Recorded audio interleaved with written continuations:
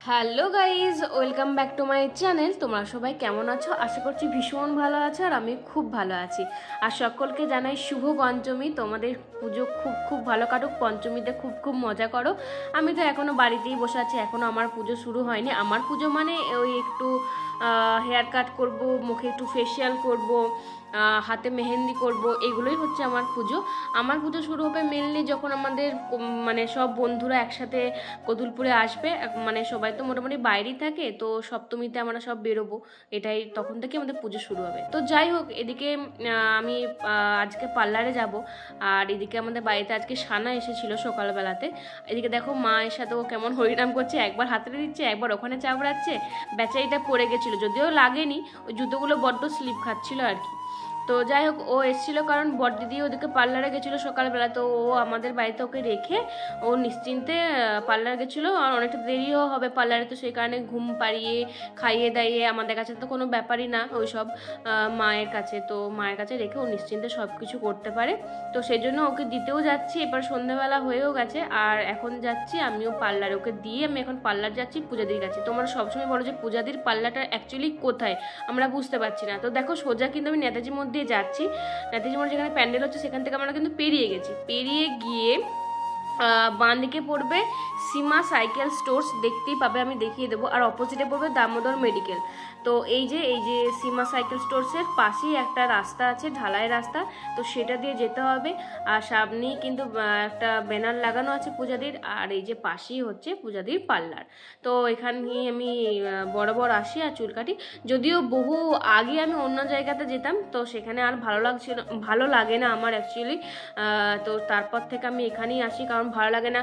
প্রথমে আমি হাই স্কুলের সামনে যেখানে পার্লারটা ছিল না, একটা পার্লার, ওই পার্লারটার নামটা আমি ঠিক জানি না, আমি সেখানে কাটতাম বরাবর, খুব ভালোই লাগতো ওখানে। দেন আমি ওখানে এক বছর, মানে প্রচুর ভিড় ছিল আর কি, আমি সেই সময় এক বছর আমি মোহিনী মন্দিরের কাছে একটা পার্লার আছে, আমি নামটা নিচ্ছি না, সেখানে কাটতে গেছিলাম। তো সেখানেই আমার চুলের 12টা বাজিয়ে দিয়েছে। আমারও এককালীন এত বড় চুল ছিল, মানে পিঠ পর্যন্ত, মানে দারুণ চুল ছিল। সবাই বলতো যে এত সুন্দর চুল তুই কী করে করলি, এত লম্বা চুল।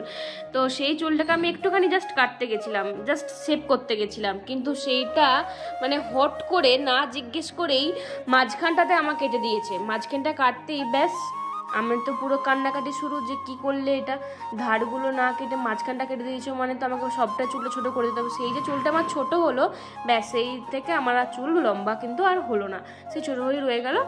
তারপর আমি আরেকটা বিউটি পার্লারও যেতাম, সেখানেতে ছিল ভালোই ভালোই সব কিছু করে, কিন্তু প্রচণ্ড পরিমাণে ঘ্যাম, অ্যাটিটিউড, পাত্তা দেয় না, বিরক্ত লাগে দাঁড়িয়ে থাকতে একভাবে। তো তারপর থেকে আমি এখানেই আসি, 2 বছর যাবত আমি এখানেই আসছি, খুবই ভালো।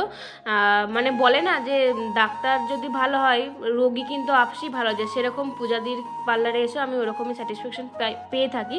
কাজের ব্যাপারে কি আর সব ব্যাপারে কি, ব্যবহার খুবই ভালো আর কাজ তো খুবই ভালো। তো আমি প্রথমে দেখো ডিটেন করে নিয়েছি, আমি ফেসিয়াল করছিলাম আর কি ডিটেনে। তো এটা আমি বরাবর করি, খুবই ভালো এই ডিটেনটা, মানে ভীষণই ভালো। তো এদিকে সাথীদি আমার কাজটা আজকে করছে আর কি। পূজাদি ওদিকে ব্যস্ত আছে চুল কাটতে, ভ্রু প্লাগ করতে, এইসবে। আর আমার একটু নয়েজ আসতে পারে বাইরে থেকে, ঠিক আছে, তো একটু মানিয়ে নিও। আর তো এটাই বলছিলাম আর কি, সাথীদির সাথে গল্প করছিলাম, আর সাথীদি কাজ করছিল, এটাই বলছিলাম যে না সত্যি মানে সাথীদি কিন্তু খুব ভালো কাজটা করেছে, আমার অনেকক্ষণ থেকে ঘষে ঘষে ভালো করে মাসাজ করছিল। আর মানে এটাই হচ্ছে শান্তি, মানে এই জিনিসটা যখন হয় না, তখন মনে হয় যে যতটা টাকা লাগুক, কিন্তু এই যে একটা আরাম, মানে কি বলবো, ভীষণ ভালো লাগে। তো তারপর সব কিছু হয়ে যাওয়ার পরে দেখো, এইটা হচ্ছে সব থেকে কষ্টের, যখন এই ব্ল্যাকহেডসগুলো তুলতে হয়, প্রচণ্ড লাগে আমার তো, মানে কী যে কষ্ট। চোখের দিয়ে দেখো একদম চোখের জলে নাকের জল হয়ে গেছে, পুরো লাল হয়ে গেছে মুখটা, ভীষণ কষ্ট হয় ভীষণ। আর দেখো মুখটা কতটা ফ্রেশ লাগছে, এটা মানে সত্যি, মানে এই ডিটেনটা করলে এতটা ফ্রেশ লাগে। অন্যান্য ফেসিয়ালগুলো তো খুবই ভালো, কিন্তু আমি বরাবর এই ডিটেনটাই করি। আমার কাছে প্রচুর একদম টাকা এখন হাতে নেই, তো এই ডিটেনটা করার মতনই টাকা আছে। এটা হচ্ছে যে ডিটেনটা হচ্ছে 250 বোধ হয়, আর তারপর একটা মাসাজ নিতে হয়, ওই মাসাজটা 180।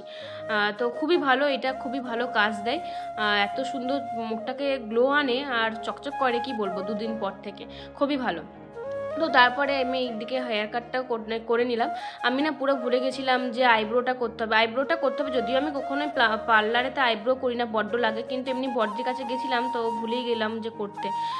এদিকে হেয়ার কাটটা হচ্ছে যে এবারে most trending hair cut butterfly cut. এটা ইউটিউবে তো প্রচণ্ড যাচ্ছে, আর এমনি ফেসবুকেও দেখছি প্রচণ্ড সবাই কাটছে। তো সেই কারণে আমিও পুজোদেরকে বললাম, যে পুজোকে বলেই গেছিলাম আমি কিন্তু বাটারফ্লাই কাটটা দেবো। পুজোদি বললো ওকে চলে এসো, আমার কাছে হয় এটা, এখন তো সবাই করছে এটা। তো পূজা দিয়ে বললো হ্যাঁ আমিও করছি। আর বাটারফ্লাই কাটটা সেরকম কিছু না, মানে চুলটা হচ্ছে যে একদম ছোট বিশাল হবে না, মানে একটু লেয়ার, মানে লেয়ারটা একটু ডিপ লেয়ার হবে, ছোট হয়ে হয়ে মানে বড় থেকে ছোট ছোট হয়ে হয়ে আসবে আর কি। আর লেয়ার কাট কাটলেও যেটা হয় এটাও একটু স্টেপ কাট টাইপের, মানে খুবই সুন্দর। আমার তো বেশ ভালো লাগলো। আমি ভেবেছিলাম যে আমার তো ছোটো মানে শর্ট হেয়ারে কি সেরকম ভালো হবে নাকি একবারই ছোটো হয়ে যাবে। দেখো বিশাল কিছু একদম ছোটো হয়নি। আর আমার যেহেতু পাতলা চুল, ভীষণ লম্বা চুল যেহেতু নয়, সেহেতু কিন্তু বেশ আমাকে শর্ট হেয়ারেই এখন ভালো লাগে। আর শর্ট হেয়ার যত করবো না তত চুলটাকে ঘন লাগে, পাতলা চুলে লম্বা চুল একদম ভালো লাগে না। যত শর্ট হেয়ারে আরও একটু ঘাড়ের কাছে কাটা হবে তখন মনে হবে যেন চুলটা অনেকটা আছে, ঘন চুলটা। দেখো কত সুন্দর লাগছে না চুলটা, আমার দারুণ কাটা হয়েছে, খুবই পছন্দ হয়েছে। থ্যাংক ইউ পূজাদি। মানে আমি যে এই চুলটাকে নিয়ে এতক্ষণে মানে স্যাটিসফ্যাকশন পেয়েছি যে এত সুন্দর চুলটা কাটা হয়েছে, মানে এখন মনে হচ্ছে না আমাকে জামাগুলো পরলে মানাবে, না জামাগুলো পরছিলাম একটা মানে এই চুলটার জন্য যেন অসহ্য লাগছিল। তো চুলটা ছোটো করে কেটে আসতে মনে হচ্ছে আমার চুলটাও রূপ ফিরে পেলো, আমার মুখটাও একটু রূপ ফিরে পেলো আর কি। আমি ভীষণ পছন্দ হয়েছে, আমার ভীষণ খুশি হয়ে গেছি আর কি। তার জন্য বারবার আয়নার সামনে যাচ্ছিলাম আর আয়নার সামনে দেখছিলাম। এই বাটারফ্লাই কাটটা করতে নিয়েছে 200 টাকা। তো তোমাদের কেমন এই লাগলো কাটটা অবশ্যই জানাবে। হয়তো তোমরা বুঝতে পারছো না ঠিকঠাকভাবে, আমি ভিডিওটা ঠিকঠাকভাবে করতে পারছিলাম না। তো একটা দিদি আমাকে করে দিয়েছিল, সেই দিদিটাকেও ক্যামেরাতে আসতে লজ্জা পাচ্ছিলো। এদিকে মানে পূজা দিয়েও ক্যামেরাতে আসতে লজ্জা পাচ্ছে, সবাই ক্যামেরাতে আসতে লজ্জা পাচ্ছে, কি বলবো বলো তো। তো লজ্জা পাওয়ার কি আছে বুঝি না। আর দিদিটাকে বললাম যে চলো আমার ক্যামেরায় তোমাকে একবার দেখাই। দিদিটা এত মিষ্টি, এত কিউট দেখতে, সুন্দরী, মানে কি বলবো, সেই জন্য দিদিটাকে একটু দেখালাম। দিদিটা তো লজ্জাতে এখন চোখ তুলতেই পারছে না, দেখো কি মিষ্টি দেখতে না। এই দিদিটা বলছে তুমি ভ্লগ করো তাই না, আমি তোমাকে দেখেছি। আমার তো এটা শুনে খুব ভালো লাগলো, যখন কেউ বলে এই জিনিসগুলো আমার ভীষণ ভালো লাগে। তো তারপরের দিনে বাড়ি এসে শ্যাম্পু ট্যাম্পু করে দেখো চুলটা এত সুন্দর লাগছে। আমি তো রিলস বানাচ্ছিলাম, তো চুলটা দেখো কত সুন্দর লাগছে, সেট হয়ে গেছে, খুবই ভালো লাগছে, খুব ভালো লাগছে।